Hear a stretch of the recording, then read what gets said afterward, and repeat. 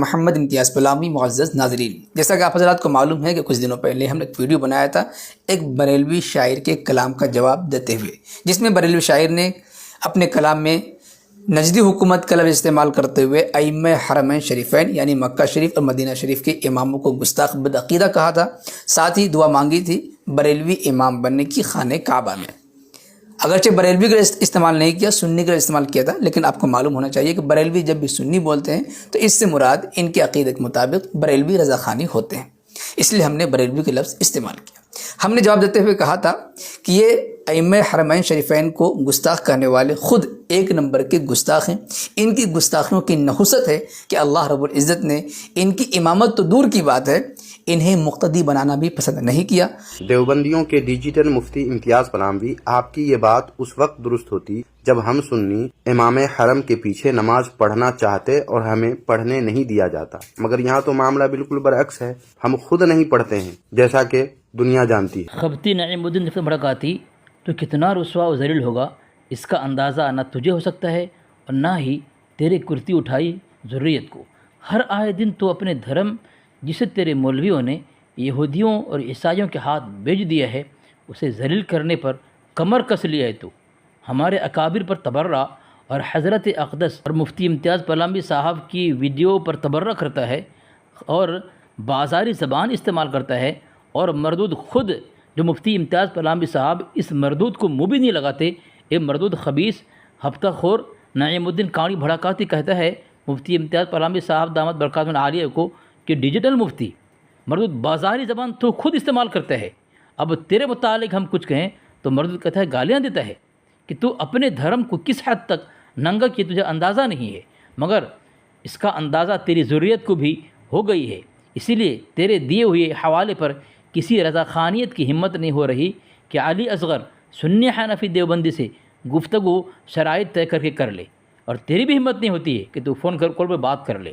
اس طرح تیرے کو میں آج تک چیلنج کرتا آ رہا ہوں، لیکن تیری ہمت پست ہو چکی ہے۔ جب اچھل خود مالیگاؤں دیہات کی اچھلکت عورتوں کی پیداوار اور اس کا خون تیرے اندر ناپاک خون ہے، تیرے اندر ہمت کیسے ہو سکتی ہے؟ نہیں کر سکتا گفتگو، کر لے، کیونکہ تجھ عیسائی دھرم والوں میں وہ خون ہے ہی نہیں۔ خیر سامعین، ایک خبتی نعیم الدین رفت بھڑکاتی کاڑی مفتی امتیاز پلامی صاحب دامت برکاتہ عالیہ سے کہہ رہا ہے کہ آپ کی بات درست تب ہوتی جب ہم سنی امام حرم کے پیچھے نماز پڑھنا چاہتے اور ہمیں پڑھنے نہیں دیا جاتا، یہاں تو معاملہ برعکس ہے۔ آگے خبتی کہتا ہے ہم خود نہیں پڑھتے جیسا کہ دنیا جانتی ہے۔ اب ایک خبتی کاڑی مردود، جب حکم الہی کے بغیر ایک پتہ نہیں ہلتا تو تیری بساط کیا ہے کہ تو خود امام حرم کے پیچھے نماز نہ پڑھے، بلکہ اے بول اور یہ اعلان کر کہ اللہ نے تجھے محروم کیا ہے، تم مردود ہو۔ اگر تو یہ کہے گا کہ امام حرم کے پیچھے تم مردودوں کو نماز پڑھنے سے اللہ نے روکا، تو تیرے ان مولویوں کا کیا ہوگا جو امام حرم کے پیچھے نماز پڑھتے تھے؟ تو لے ثبوت جو یہ دلیل تیرے لیے، تیری ضروریت کے لیے، تیرے اعلیٰ کے لیے سینے میں وہ نہ نکلنے والا کل ہے جو قیامت تک تم جتنا ہلاؤ گے، طاقت لگا دو، تمہارے اعلیٰ ادنا سب مل کر کے اس کل کو نکال نہیں سکتے۔ علی اصغر نے وہ درد پیدا کیا ہے تمہارے دھرم میں۔ تو سامعین، یہ کتاب ہے آئینہ صلح کلیت، صفحہ نمبر 23، اس کے اندر لکھا ہے اسی طرح بہت سارے زائرین حرم طیبین نے آنکھوں دیکھا حال بتایا کہ حرم شریف اور مسجد نبوی شریف میں بالقصد دعوت اسلامی کے مبلغین کو وہاں کے اماموں کی اقتدا کرتے دیکھا، بلکہ بعض مبلغین یعنی دعوت اسلامی کے مبلغین کے بارے میں یہ بھی معلوم ہوا کہ دوسروں کو بھی جماعت میں شرکت کی دعوت دیتے تھے، یعنی امام حرم کے پیچھے نماز پڑھنے کی دعوت دیتے تھے۔ جب ان سے دریافت کیا گیا کہ وہابی امام کی اقتدا آپ کیسے کریں گے، تو گول مول باتیں کر کے اور بعض دفعہ لا علمی کا بہانہ بنا کر گزر گئے۔ سامعین، یہ ہے ان کی حقیقت۔ یہ وہاں جاتے ہیں تو خبیث نماز پڑھتے ہیں، اور یہاں پہ آ کر کے ان کی ضروریت کو پیٹ اور جیب بھرنے کے لیے گمراہ کرتے ہیں۔ سامعین، یہ دیکھیں، ماہنامہ جامع نور ہے، محدث اعظم ہند الجامعۃ الاشرفیہ، اس میں لکھا ہے مولانا مبارک حسین مصباحی، اس نے یہاں پہ لکھا ہے، سامعین دیکھیں، کہ مگر ایک کی خوش عقیدگی نے اس سے مرتد اشرف علی تھانوی کے خلیفہ ظفر احمد تھانوی کا استقبال کرایا، اس کا لیکچر سنوایا، اس کے پیچھے نماز پڑھوائی، اس کے پیر کے موزے دھلوائے، غرض کے بڑی دھوم سے اس کی تعظیم و تکریم کرائی۔ اس کی صفائی میں کہتے ہیں کہ ہم مذہباً ظفر احمد تھانوی کو نہیں مانتے، صرف سیاسی رونما ہونے کی حیثیت سے مانتے ہیں۔ اگر مسلمانان مبارک پور پر لیگ کا بھوت نہ سوار ہوتا تو وہ ہرگز ایسا نہ کرتے۔ یہ ہیں لیگ کی تائید کی زہریلے نتائج۔ تو یہ دیکھا سامعین، یعنی رضا خانی ہمارے اکابر، ہمارے علماء کے موزے بھی دھول دیتے تھے، دھو کر دیتے تھے، جوتے بھی دھوتے ہوں گے شاید نا۔ دوسری کتاب ایمان ابی طالب ہے، صفحہ نمبر 229 پہ لکھتا ہے، غور فرمائیے کہ اگر بقول بعض متعصبین علماء حرمین بھی ہماری طرح ایمان ابو طالب رضی اللہ تعالیٰ عنہ کا عقیدہ رکھنے کی وجہ سے معاذ اللہ رافضی ہو چکے تھے، تو پھر یہ تسلیم کرنا ہوگا کہ اعلیٰ حضرت رافضیوں کی اقتداء میں نماز ادا کر لیتے تھے۔ دیکھا سامعین، اگر امام حرم کے پیچھے نماز نہیں ہوگی تو اس کا اعلیٰ حضرت نہیں پڑھا، تو کہہ رہا ہے کہ اگر رافضی تھے، اس وقت رافضی تھے تو اعلیٰ حضرت نے پڑھا تو اعلیٰ حضرت بھی کافر ہو گئے۔ خفتی کا مولوی کہہ رہا ہے کہ اگر امام حرم رافضی ہو چکے تو فضل مجدد نے رافضی کے پیچھے نماز پڑھی۔ اب خفتی کہانی بھڑکاتی ہے، اپنے فضل مجدد کے اوپر فتویٰ لگائے گا۔ آگے دیکھیں سامعین، یہ فتویٰ رضویہ ہے، جلد سوم ہے، اس کے صفحہ نمبر 248 پر سوال کیا گیا، کیا فرماتے ہیں علماء دین اس مسئلہ میں کہ جو لوگ علماء حرمین طیبین کو بدعتی بتائیں ان کے پیچھے نماز جائز ہے یا نہیں؟ جواب دیا، مطلقاً علماء حرمین شریفین کو بدعتی وہی بتائے گا جو وہابی ہو، اور وہابی کے پیچھے نماز باطل محض ہے۔ سامعین دیکھیں، اب یہ خبتی وہابی ہوا کہ نہیں ہوا؟ اب جو رضا خانی امام حرم کو بدعتی بتائے گا وہ وہابی ہے، اور اس کی نماز باطل، وہ کہیں بھی پڑھ لے، کہیں بھی پڑھے نماز باطل۔ مطلب خبتی وہابی ہو گیا، اور خبتی کی فرض، واجب، نفل سب نماز باطل۔ اگر یہ کہے گا کہ یہ اس وقت کے امام حرم کی بات کہی ہے فضل مجدد نے، تو تیرے مجدد سے یہ خطا کیسے ہو گئی؟ بعد کے امام کی بات نہیں کہی، جبکہ تیرے مجدد سے نقطہ برابر خطا ناممکن تھی۔ یہ دیکھو، جب کہ امام حرم کے متعلق بریلوی عقیدہ کیا ہے۔ جب یہ سامعین دیکھیں، یہ احکام شریعت میں لکھا ہے، اس کے اعلیٰ حضرت کی زبان و قلم سے نقطہ برابر خطا اللہ نے ناممکن کر بنا دیا ہے۔ اب دیکھیں، یہ انوار شریعت ہے، انوار شریعت کے اندر صفحہ نمبر 36 میں کیا لکھتا ہے سامعین، یہی عرب کے لوگ ہمیشہ دین حق پر رہیں گے، یعنی عرب کے لوگ ہمیشہ دین حق پر رہیں گے یہاں تک کہ قیامت ہو جائے گی۔ اور آگے حدیث مسلم شریف کا حوالہ دیا کہ یہ حدیث مسلم میں ہے، موجود ہے۔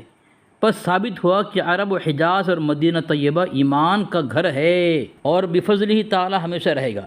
اب عرب و حجاز اور مدینہ منورہ کے باشندوں کا مذہب دیکھنا چاہیے، جو مذہب ان کا ہو وہی حق ہے، جو حرمین شریفین کے باشندوں کا جو مذہب ہے وہی حق ہے۔ اب اس کے خلاف رضا خان نے اپنا دھرم اور مذہب بنایا ہے، اس کو وہابی کہتا ہے، اس کے پیچھے نماز میں فتویٰ دیتا ہے۔ بتائیں یہ باطل ہے کہ نہیں ہے؟ یہ واضح ہو گیا، یہ بالکل اظہر من الشمس کی طرح سامعین بالکل روشن ہو گیا کہ رضا خانی فرقہ باطل ہے، اور امام حرم جو ہے حرم شریفین کے باشندے، وہاں کے امام اہل حق ہیں، مسلمان ہیں، صحیح العقیدہ سنی ہیں۔ تو اب ہونا کیا چاہیے تھا؟ ان کی باتوں کو دلائل کی روشنی میں ویڈیو دکھا کر، کتابوں کے حوالے دکھا کر یا اور کسی دوسری دلیل کے ذریعے یہ ان کی کہی ہوئی باتوں کی تردید۔ تو خبتی، کیا تیری بواسری کی بیماری ختم ہوئی؟ علاج ہوا کہ نہیں ہوا؟ دلائل سے میں نے ثابت کیا۔ حضرت مفتی امتیاز پرلامی صاحب دامت برکاتہ العالیہ وہ سوچ رہے تھے کہ شاید تم مان جاؤ گے، لیکن تمہارے اندر بھوت سوار ہے نا، اپنے فضل مجدد کی منحوس روح کا بھوت۔ یہ بھوت جو ہے یہ بات سے نہیں، لات سے ہی جاتا ہے، اس لیے تمہارے گھر کی دلائل تمہارے لیے لات ہے، اسی لات سے ہی تمہارے اعلیٰ حضرت کے منحوس بھوت جو ہے وہ بھاگ سکتا ہے، اور میں نے بھگایا الحمدللہ۔ یہ سوال ہے، ایک بار اور سن لیجئے۔ سوال کیا ہے کہ اذان کے پہلے الصلاۃ والسلام علیک یا رسول اللہ وغیرہ جس کو صلاۃ کہتے ہیں اور مکہ و مدینہ میں ہوتی ہے، یہ درست ہے یا نہیں؟ تو اب اس کا جواب دیکھیے۔ جواب ہے اس کی کچھ ضرورت نہیں ہے، مطلب بدعت لکھا بھی نہیں ہے، مگر عنوان میں کیا دے دیا؟ الصلاۃ والسلام علیک یا رسول اللہ کہنا کیا ہے؟ بدعت ہے۔